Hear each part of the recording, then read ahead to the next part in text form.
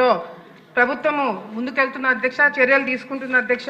ఎందుకంటే మన ప్రభుత్వం వచ్చిన తర్వాత major irrigation projects Polavaram, Velugodu, Handri-Neeva, Galeru Nagari ఇట్లాంటి ప్రాజెక్టులన్నీ కూడా దాని మీద దృష్టి పెట్టడం జరుగుతుంది అధ్యక్ష. ముఖ్యంగా రాయలసీమ ప్రాంతంలో అధ్యక్ష, ఈ ఏదైతే గోదావరి బనకచల్ల ప్రాజెక్టు అది కానీ స్టార్ట్ అవుతే రాయలసీమ నిజంగా రత్నాల సీమగా మారుతుంది అధ్యక్ష. మరి చంద్రబాబు నాయుడు గారు ఏదైతే ఈ బడ్జెట్ ఈ ప్రాజెక్ట్ కోసము దాదాపుగా 45,000 కోట్లు ఖర్చు అవుతుందంటే కూడా వెనకాడకుండా తప్పకుండా రాయలసీమకి ఈ ప్రాజెక్టు రావడం వల్ల మేలు కలుగుతుందని చెప్పి ఆ ప్రాజెక్టుకు ముందుకు తీసుకెళ్తామని చెప్పి చెప్పడం జరుగుతుంది అధ్యక్ష. మరి వ్యవసాయంలో అదే టెక్నాలజీ అధ్యక్ష, ఈ శాఖ కింద అధ్యక్ష టెక్నాలజీని కూడా మన ప్రభుత్వము చాలా చక్కగా ఉపయోగించుకుంటుంది అధ్యక్ష. అట్లు డ్రోన్స్ విషయంలో కావచ్చు, లేకపోతే మొబైల్ మార్కెట్ ప్రైస్ ప్లాట్ఫామ్స్ విషయంలో కావచ్చు బాగా వాడుకుంటుంది అధ్యక్ష. అదేవిధంగా ఏఐ టెక్నాలజీని కూడా బాగా ఇప్పుడు ఏఐ టెక్నాలజీ అన్ని రంగాల్లో కూడా వాడుకుంటున్నారు. వ్యవసాయ రంగంలో కూడా ఏఐ టెక్నాలజీని వాడి మరి ఏదైతే డ్రోన్స్ ఎక్కడైతే ఈ స్ప్రే కొడతారో, ఎక్కడైతే ప్రాబ్లం ఉందో అక్కడే ఆ ప్రాబ్లమ్ని ఐడెంటిఫై చేసి అక్కడే మందు కొట్టేటట్టుగా కూడా ఏ టెక్నాలజీని వాడుకోవడానికి అవకాశం ఉంటుందని, అది కూడా దానివల్ల రైతులకి ఖర్చు కూడా తగ్గుతుంది అధ్యక్ష. అది దాని మీద కూడా దృష్టి పెట్టాలని చెప్పి కూడా కోరుకుంటున్నాం అధ్యక్ష. ముఖ్యంగా మా ఏరియాలో అధ్యక్ష నంద్యాల ప్రాంతంలో నంద్యాల సోనా అనేది మరి బ్రాండెడ్ రైస్ అధ్యక్ష. అది చాలా మందికి తెలిసే ఉంటుంది. మరి ఈ బ్రాండెడ్ రైస్ని డెవలప్ చేసింది కూడా అధ్యక్ష regional agriculture research station Nandyal అధ్యక్ష, RARS. మన దేశంలోనే వెస్ట్ బెంగాల్, ఉత్తరప్రదేశ్, పంజాబ్, తమిళనాడు తర్వాత ఆంధ్రప్రదేశ్ మరి రైస్ ప్రొడక్షన్లో మనమే ఉన్నాం అధ్యక్ష. కానీ క్వాలిటీ విషయంలో మాత్రము నంద్యాల సోనా నంబర్ 1 ఉందని చెప్పి గర్వంగా చెప్పుకోవడానికి ఉంది అధ్యక్ష.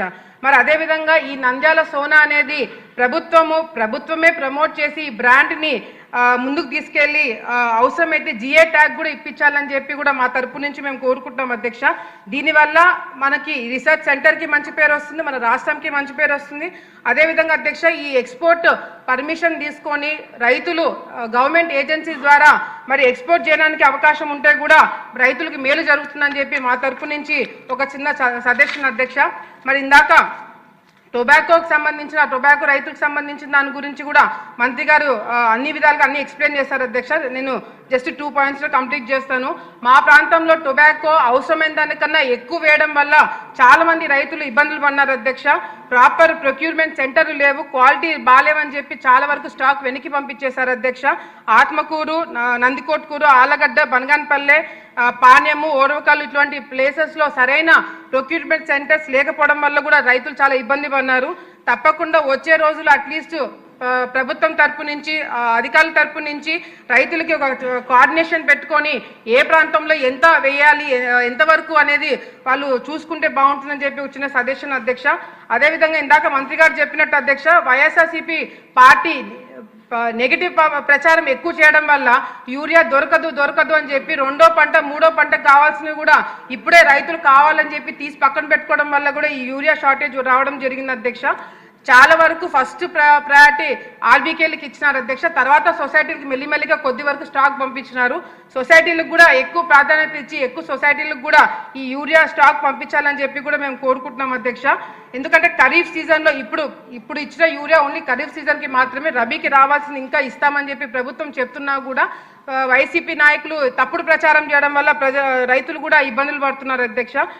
మా ఆలగడ్డ ఉదాహరణ చూసుకుంటే ఖరీఫ్ సీజన్లో 2024-25 ప్రాంతంలో 6,465 మెట్రిక్ టన్నులు రావడం జరిగింది అధ్యక్ష. ఈ సంవత్సరం మాకు 9,645 మెట్రిక్ టన్నులు ఇవ్వడం జరిగింది అధ్యక్ష. ఇందాక మంత్రి గారు చెప్పినట్టుగా కూడా ఉల్లి రైతులు చాలా ఇబ్బందులు పడుతున్నారు. దాని దగ్గర నేను కూడా ఒకటి ఆలోచన చేయడం జరిగింది అధ్యక్ష. మొత్తము రాయలసీమలో చూసుకుంటే 3,90,000 ఎకరాలు ఉల్లి వేసుకున్నారు అధ్యక్ష.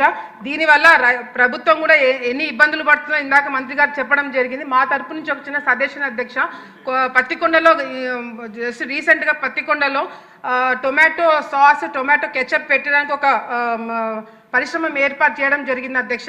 అట్లాగే ఉల్లి పేస్ట్ అంటే ఆనియన్ పేస్ట్ ఇప్పుడు చాలా వరకు సిటీలలో వాడుతున్నారు అధ్యక్ష. అటువంటి ప్లాంట్ కూడా కర్నూలు ఏరియాలో పెడితే ప్రభుత్వానికి ఖర్చు తగ్గుతుంది, రైతులకు కూడా బాగుంటుందని చెప్పి ఒక చిన్న సజెషన్ మా తరపు నుంచి మంత్రి గారికి ఇవ్వడం జరుగుతుంది అధ్యక్ష. అంతేకాకుండా అధ్యక్ష చాలా వరకు నాకు తెలిసి అన్ని నియోజకవర్గాల్లో కూడా ఈ పంట ఆరబెట్టుకోవడానికి చాలా మంది రైతులు రోడ్ల మీద పంట ఆరబెట్టుకోవడం మనం చూస్తున్నాం అధ్యక్ష. గతంలో ఇంతకుముందు చంద్రబాబు నాయుడు గారు ప్లాట్ఫామ్స్ క్రియేట్ చేసుకోవడానికి అవకాశం ఉండింది.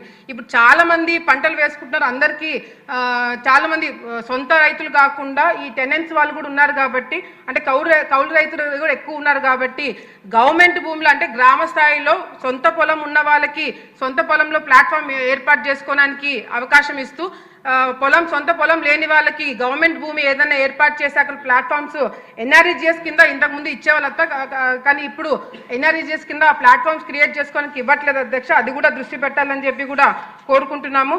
అంతేకాకుండా గతంలో రైతు బంధు కార్యక్రమం ఇంతకుముందు స్కీమ్ ఉండింది అధ్యక్ష.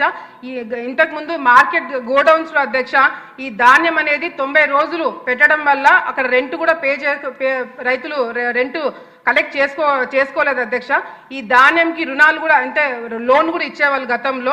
ఇప్పుడు వైసీపీ గవర్నమెంట్ మొన్న వచ్చిన తర్వాత ఆ స్కీమ్ క్యాన్సిల్ చేయడం వల్ల ప్రైవేట్ గోడౌన్లకి రైతులు ఇవ్వడం వల్ల వాళ్ళకి ఏదైనా గిట్టుబాటు ధర లేని టైంలో రైతులు కూడా నష్టపోయినారు అధ్యక్ష.